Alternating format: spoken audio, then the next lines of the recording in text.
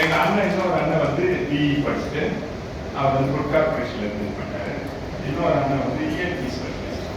நாங்கள் எல்லாருமே ரொம்ப கஷ்டப்பட்டு தான் வந்தோம்.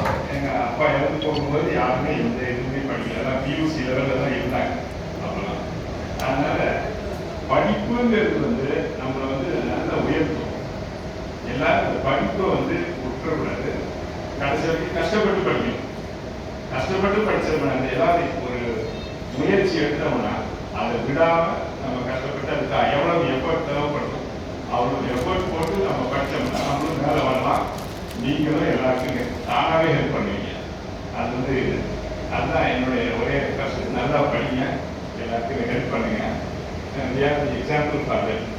எங்கள் ஃபேமிலியில் எல்லாரும் நிறைய ஹெல்ப் பண்ணுவாங்க. தேங்க்யூ. நிறைய இடத்துல சொல்லியிருக்கிறேன். எனக்கு வந்து எங்கள் அப்பாவுடைய அக்கா பிள்ளை அவங்க அக்கா எனக்கு அவங்க குடும்பம் வந்து ரோல் மாடல். அதாவது இந்த எஸ்ஆர் அவங்களுடைய பிரதர் வந்து வீணாக இருக்காங்க. எல்லாமே வசதி. அதாவது என்ன பாலகூர் டாக்டர் பாலகூர் அதான் ஹார்வர்ட் பல்கலைக்கழகத்தில் வேலை பார்க்குறாரு டாக்டர். காரணம் என்னன்னு வறுமை தான் ஒருத்தரை பக்குவப்படுத்துது.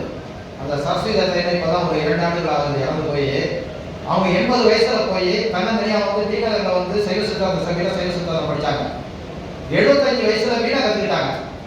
அதாவது கான்ஃபிடென்ட், யாரையும் துணை இல்லாமல் போய் அவங்களை பற்றிலாம் நான் ஆர்டிக்கல் எழுதியிருக்கேன் புக்கில். ஏன்னா நமக்கெல்லாம் அது ஒரு படிப்பினை, நல்ல ஒரு நம்ம வழி நடத்துவதற்காக நிறைய நேரம் முன்மையானால இந்த முக்கிய நாட்கள்